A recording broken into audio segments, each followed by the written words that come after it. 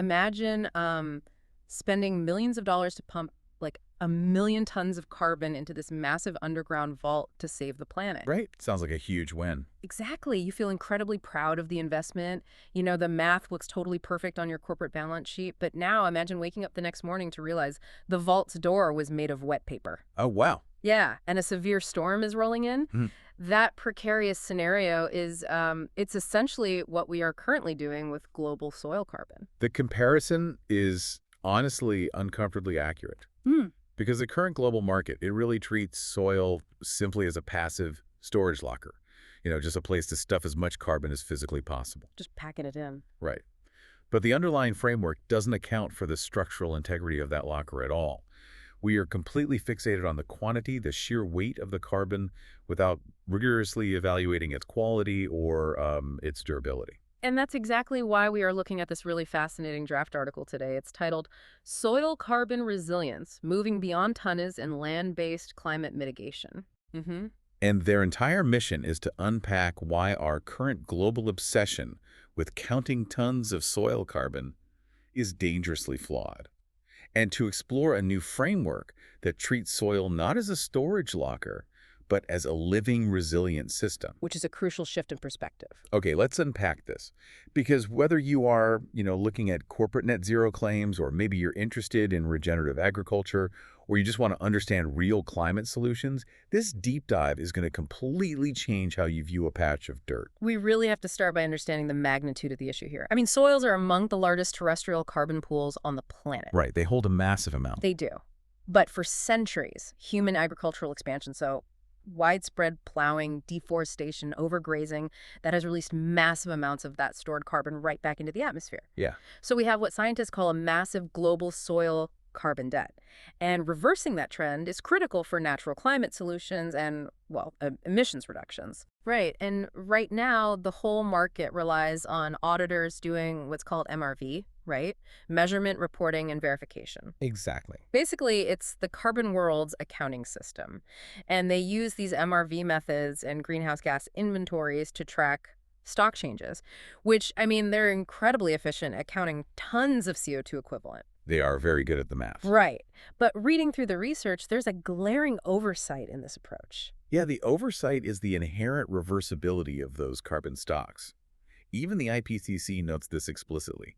You can measure a newly sequestered ton of carbon with pinpoint accuracy today, but that number tells you absolutely nothing about its vulnerability tomorrow. Because things change. Exactly. If a severe drought hits, or a massive flood washes away the topsoil, or a wildfire scorches the earth, that measured ton of carbon is back in the atmosphere. It's basically like checking your bank account balance and being thrilled that you have $1 million, but completely ignoring the fact that your bank is physically built right on top of an active fault line. That's a perfect way to put it. So is it possible that a massive, newly accumulated carbon stock is actually less valuable than a much smaller one simply because of how vulnerable it is? Yes, absolutely. Yeah. A ton is obviously necessary for accounting, but it is entirely insufficient for climate value. It's the difference between a temporary stock and actual durable climate mitigation. Wow. I mean, there are governing bodies trying to address this. The Integrity Council for the Voluntary Carbon Market and the Article 6.4 Sustainable Development Tool. Right, I've heard of those. Yeah, they do try to address permits and they mandate safeguards, but they miss the explicit system-level view. They treat it like an administrative checkbox. So since the ton is just an insufficient metric, the authors suggest we redefine soil carbon entirely, right, as a system property. Yes, they introduce this concept of soil carbon resilience, Which they define as the capacity of a soil plant microbe management system to sustain carbon and its functions over time. Exactly. It forces us to stop looking at dirt in isolation. And they break this down into 4 interconnected dimensions, starting with resistance. Right, resistance. So avoiding rapid loss during shocks, like tillage or fire. Because you can't stop the storm, but resistance is about having stable aggregation and deep root networks that physically anchor the carbon in place. Okay, but even a strong system will lose some carbon. Yeah, right? totally. Yeah. Which brings us to recovery, rebuilding after a loss. And we really have to pay attention to the timeline here, because carbon loss is rapid. A fire takes an afternoon. But rebuilding takes years or decades. Exactly. A resilient system retains enough biological memory to recover efficiently. And then there's the third dimension, persistence, maintaining carbon in protected forms. And this was fascinating because there's a huge scientific shift here, right? Yes, massive. For a long time, scientists thought persistence was about chemically recalcitrant humus. Like molecules that were just too stubborn to break down. Right, but it's no longer just about the chemistry. We now know persistence is an ecosystem property. It's about where the carbon is located and what it's attached to. Okay, here's where it gets really interesting. They bring in this fourth dimension called functional resilience.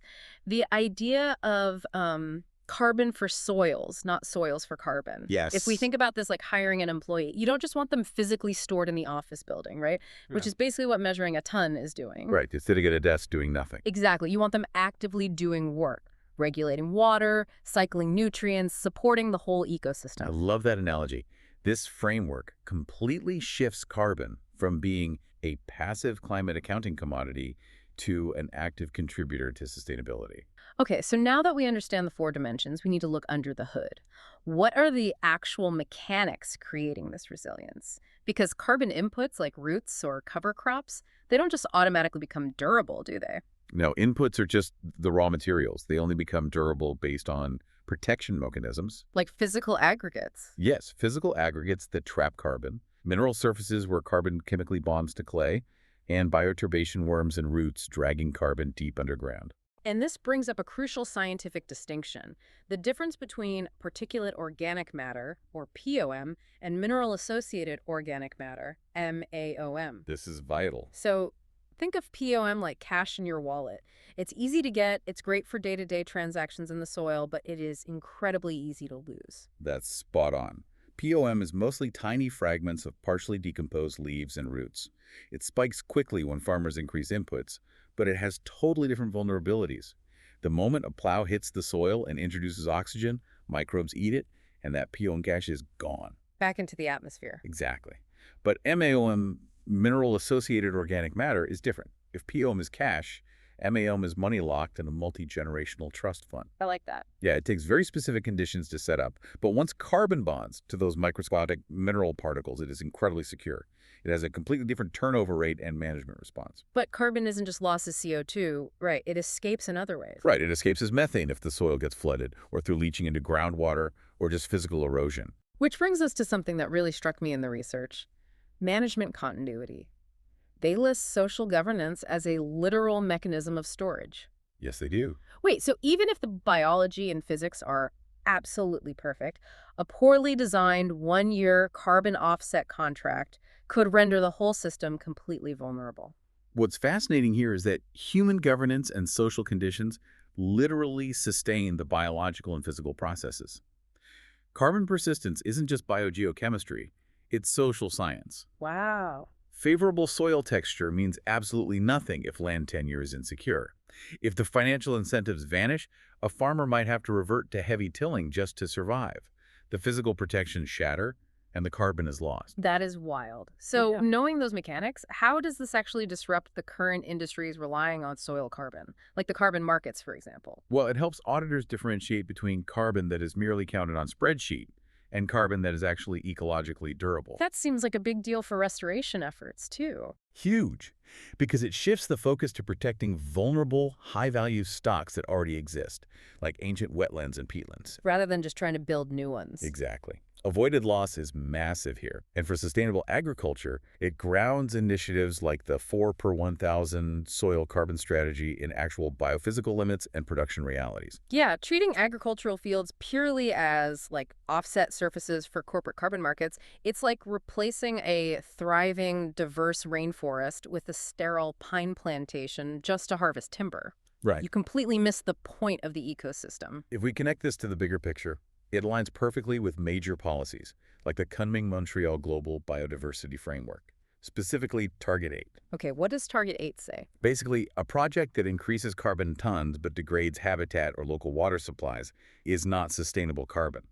This resilience biodiversity livelihood nexus prevents carbon accounting from confusing short-term measurability with long-term climate value. Okay, the theory is sound. But how do we actually implement this without breaking the entire current carbon accounting system? Well, the authors emphasize that this framework is a complement, not a replacement, to SOC accounting, We still count tons, we just evaluate their resilience. And they detail 5 steps for operationalization. Step one is creating a shared lexicon, right? Distinguishing terms like stock, sequestration, permanence. Right, because right now, everyone uses those words to mean different things. Step 2 is testing the framework across wildly different land uses, croplands versus peatlands. Because the contexts are totally different. Exactly. Step 3 is implementing MRV systems with disturbance scenarios and early warning indicators. So instead of just waiting to see if carbon was lost, you look for declining cover or increasing salinity. Yes, proactive monitoring. And step 4 is where we assess those SOC fractions we talked about, measuring POM versus MAM and checking carbon at depth rather than just taking a bulk carbon sample from the topsoil. Okay, but I have to ask the pragmatic question here. So what does this all mean for the person actually doing the farming or conservation? Aren't we just adding a mountain of expensive red tape by demanding they measure all these different fractions and social indicators? This raises an important question, and it's a very valid concern. The goal isn't to make projects prohibitively complex. They propose a rule of proportionality. Meaning you match measurement intensity to claim strength. Precisely. Strong claims of durable carbon require stronger evidence of durability. If a multinational corporation wants to claim permanent offsets, they have to pay for the rigorous testing. A small community farm doesn't need that level of intensity. That makes total sense. And the fifth step is integrating governance indicators from day one, like benefit sharing, grievance mechanisms, land rights. Because again, without social stability, the physical carbon will eventually be lost. So to distill all of this, a ton of soil carbon is simply not enough by itself. The future of land-based climate mitigation really requires shifting from carbon maximization to carbon sustainability. Absolutely. We have to stop just trying to hoard tons and start building resilient systems. So the next time you see a product boasting about being carbon neutral through agricultural soil offsets, you are now equipped to ask the real question. Is that carbon actually resilient, or is it just heavy? That is exactly the question we should all be asking. And I want to leave you with a provocative thought to mull over. The source explicitly includes land tenure and governance as physical mechanisms of storage. So if soil carbon resilience is so heavily dependent on human continuity, benefit sharing, and secure land tenure, does true climate mitigation actually require us to solve systemic social inequalities and property rights first before we can even begin to trust our carbon math? It really makes you think. It does. We'll leave you to explore that on your own. Thanks for joining us, and we'll see you on the next Deep Dive.